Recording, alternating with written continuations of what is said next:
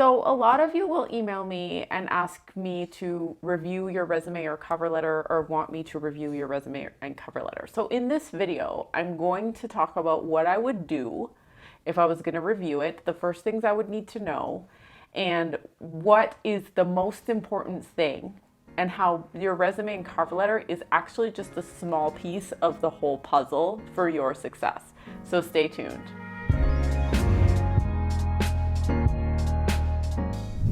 So the first thing I want to address is the facts. So the first thing I'll want to know when you come to me and ask me to review your resume and cover letter, and I don't really do this anymore, I only do it for paying clients who are working with me long term, I will want to know how many you've sent out and what your response rate has been. I'll want to know how you sent them in. Was it through an automated system? Do we know that anybody has seen the resume? Or was it to a specific person directly? I'll want to know all the facts and the very concrete data, right? And then I'll be able to help you make an assessment as to whether or not we need to make tweaks or changes to your resume. Because the job of your resume alone is to get you an interview. And a lot of the times my clients get interviews without the resume. So when you're sending in the resume to a bunch of different places, either through a website or through an automated system, you can get discouraged very quickly without even knowing if anybody has seen it, right? So this information and this data is going to be very important in assessing whether or not you need to have more put on your resume or your resume tweaked, right? Now, there are always things that I encourage you to do that will increase the response rate of your resume, because it's basically a sales document. So if I'm creating a sales page to get you to buy a product, you are creating a sales page to get them to find out more about you, right? So it's the same thing. So obviously there's going to be things that are going to work really well and things that are not going to work really well, right? And so that's what we get to determine what's working and what's not, is by the results that you're getting. So what are the facts? So I want you to ask yourself, how many resumes have you sent out? How did you send them in? How many people do you know actually saw them? And what kind of response are you getting? Some people will come and they'll say, I sent a whole bunch of resumes out and I got no response. I'm going to be like, how many specifically? To what companies?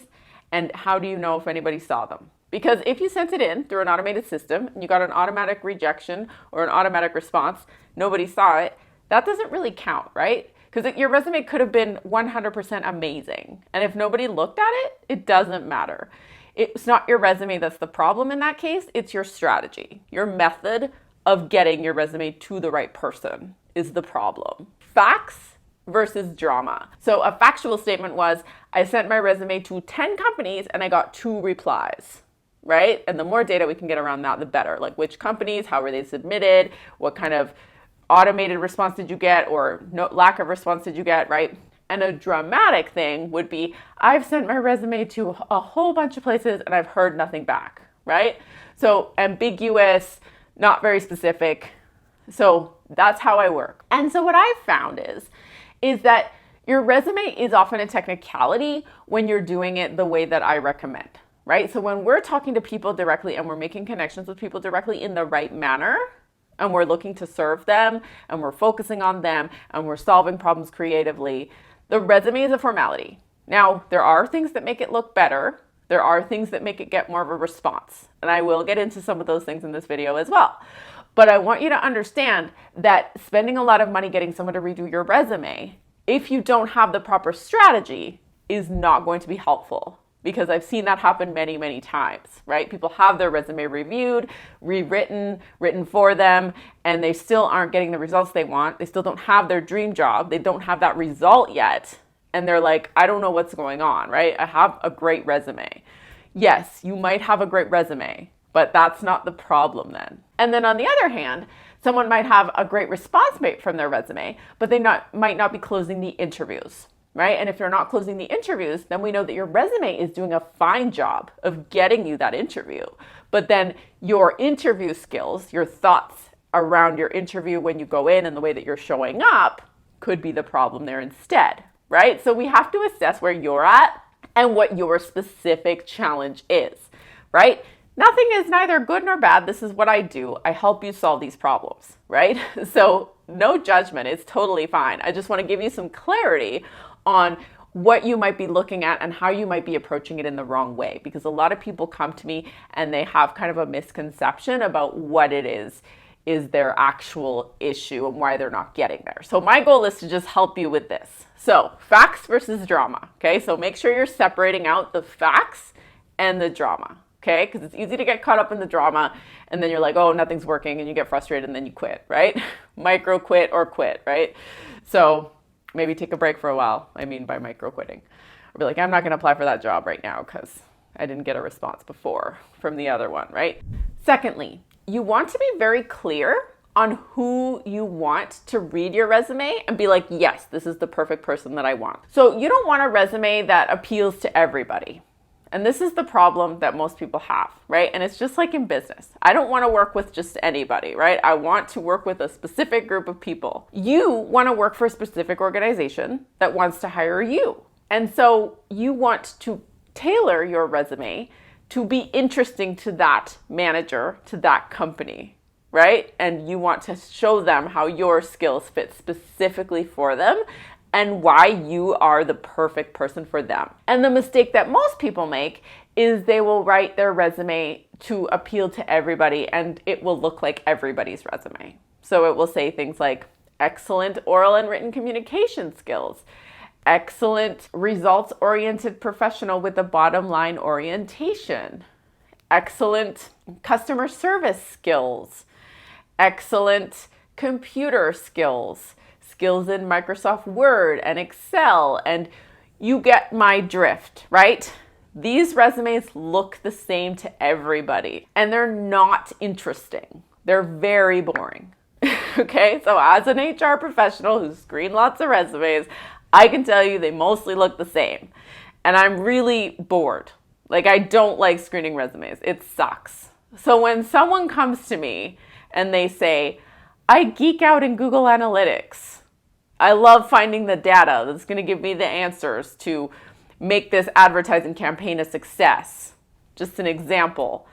I'm excited about that if I'm a marketing director and I want to hire someone who's really into this stuff. Your resume, you want it to excite somebody and then you want it to turn somebody else off, right? So the person that you're not going to be meant to work with, you want them to see it and be like, no, this person's not for me, right?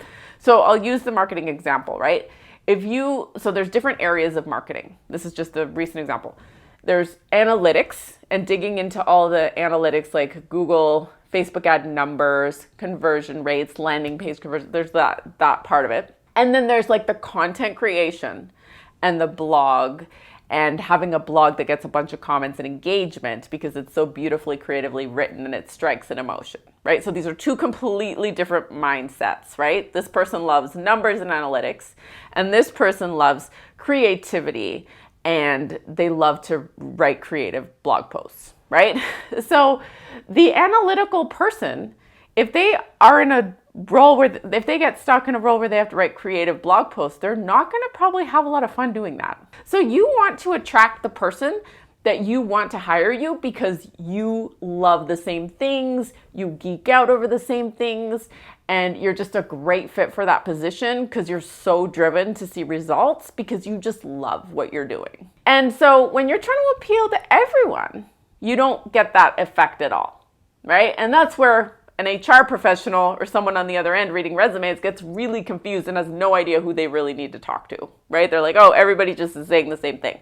So if, say, I'm a marketing director and I see somebody who's like, oh, I love to geek out in Google Analytics and, Facebook conversion rates on ads, I'm like, oh, sweet, this is my person, right? That's very easy to pick out of a pile. It's like, yes, I want to talk to that person immediately. Stop trying to make your resume look like everybody else's. There's enough people doing that.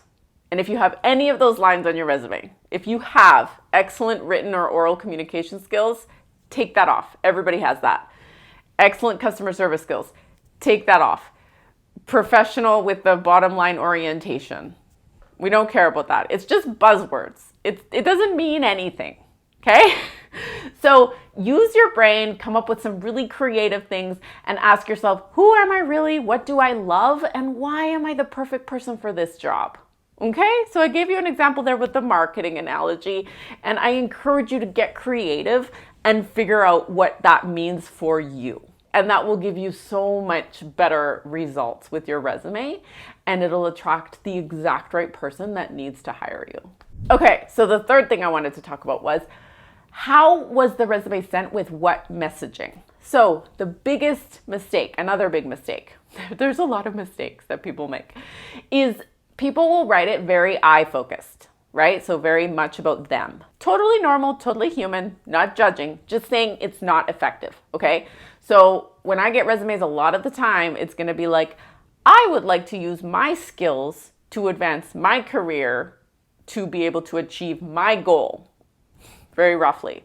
That's what people say. Nothing wrong with that, but I don't care about your goal. I mean, it's just not communicated in a way that speaks to me. So when you can turn that around and frame it for how you're gonna help them. For example, if you wanted to get a job at a company that did email marketing or, was a blogging company that, utilized SEO for their search, for getting their traffic, or take what the example is that you do, right? And what you're really good at. Get your brain thinking about what you could do for them, how your specific skills could help them. And the more concretely you can put that together, even if you're not completely accurate, because you might have to guess a bit before you actually talk to them and ask them questions about what they need and what they want to achieve, you are going to write from such a better place because you are now thinking about them, right? And they're going to pay you money for the value that you're going to contribute to them. So put some thought into how you're going to contribute that value and why you're the person to contribute that value among anybody else. And that is going to set you head and shoulders above other people, right? So don't focus on yourself when you're writing it. Focus on them, okay? Completely shift your focus. And there are super creative ways to do this.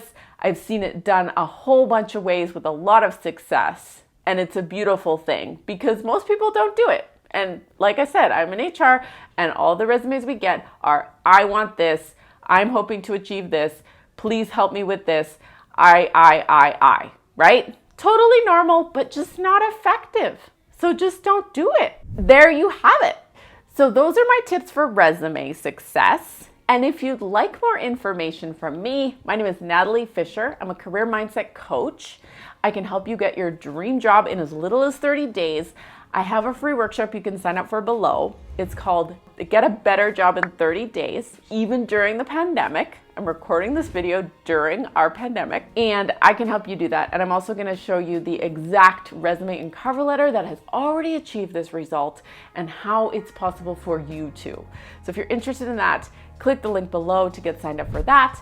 Check out my website, www.nataliefisher.ca, and give me a thumbs up if you like the video, thumbs down if you didn't like the video, subscribe to the channel if you're not already, and I look forward to seeing you back here next week for another video. Oh, and leave a comment because then we can chat and that'd be fun. Okay, talk to you soon.